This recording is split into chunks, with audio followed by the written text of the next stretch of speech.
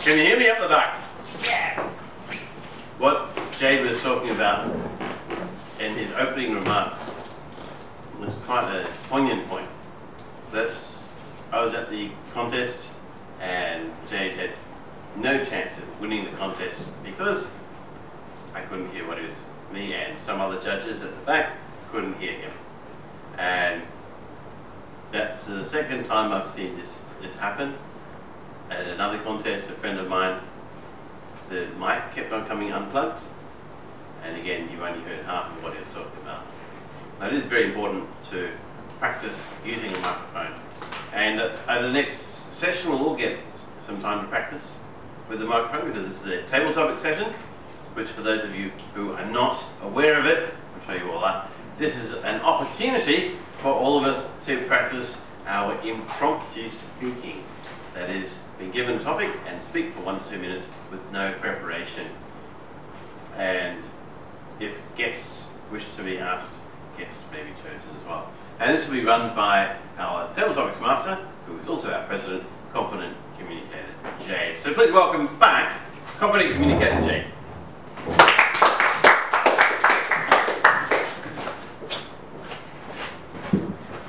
Thank you. So this session is the table topic, and I am responsible for these sessions. So I don't want to waste time. I have no theme for these sessions.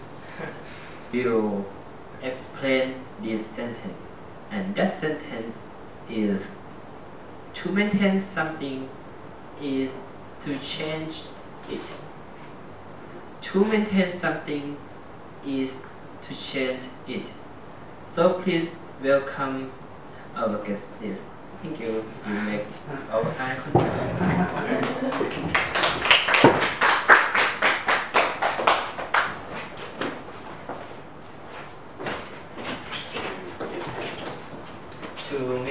To maintain something is to change it.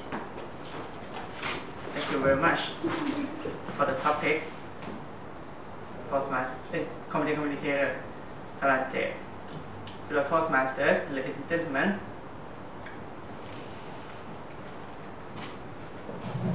To maintain something is to change it, right?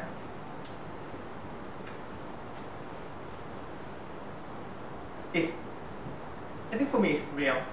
I mean, maybe not in everything, but it happened to me, especially in my Toastmasters life.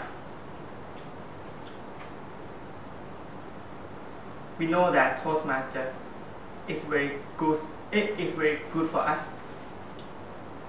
We can practice our communication skill. We can practice our leadership skill. These two skills at the same time.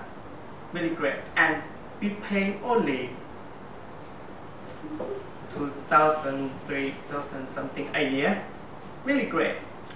But the thing is, I got a job as a lawyer, like my dream.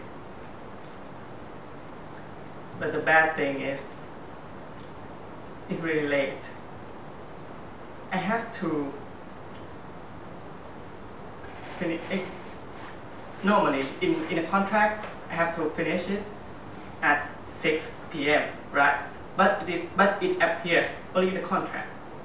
But in the reality, 7 to 8 at least. So I cannot join my club. That's sad, because my club starts at 6 and it ends at 8. I have to do something to maintain my Toastmasters life. Maybe attending as a quite permanent guest here or other clubs. That would work. Yeah, I agree to your topic, and thank you.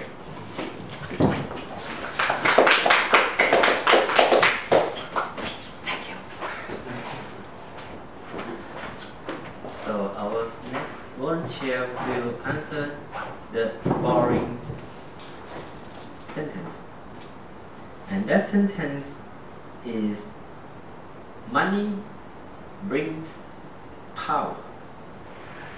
Money brings power. Please welcome.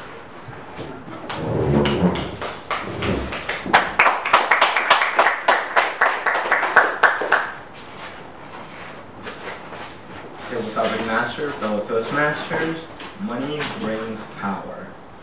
Well, I have to say, before I wouldn't believe this. When I was a child, I just saw green paper and I didn't really care about it that much.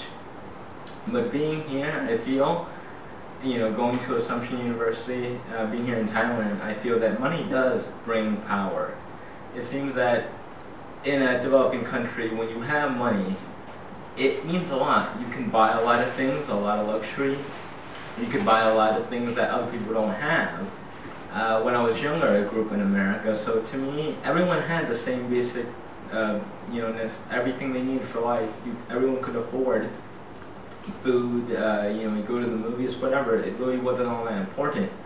But here, when you're in the developing country, I noticed that it does make a very big difference. And when you have a lot of money, it's not so much power, but influence that makes a difference, such as maybe maybe when you go to a school, if you donate more money, you have a better chance to get better grades, seeing as how you can have more chances to take the class over again, or, bribe the teacher through when you want. But, yeah, I think, in a sense, money does bring power, but you have to remember them. It's not all that important. It's not power that makes a difference or makes good quality of life. You should be more concerned with happiness rather than power. And that's one thing that money can't buy, is happiness, because that's the only thing you can obtain by yourself, and no amount of money will ever bring you that. Here without the master.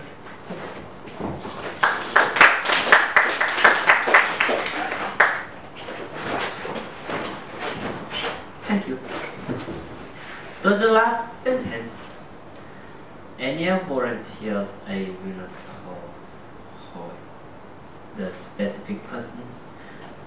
And the last sentence, the bigger, the better.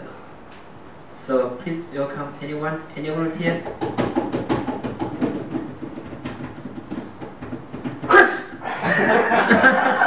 Excuse me, I have a very important job. I'll see if my Android can keep up with yours.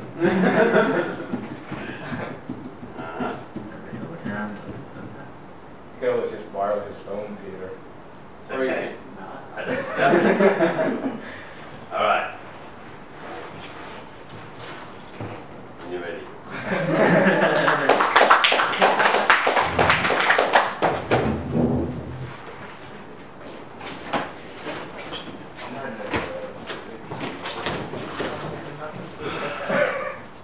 Bigger is better.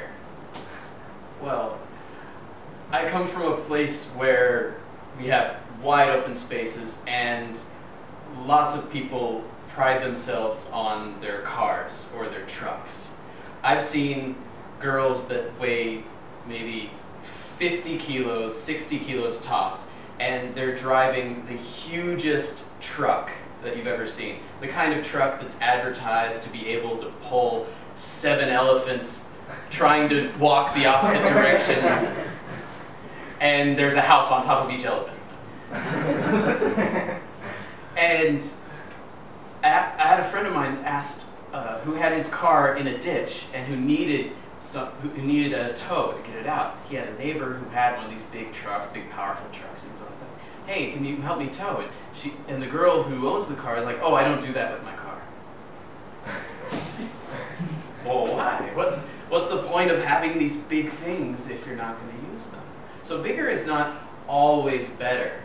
It's only better when you have a use for it, when it's practical purpose.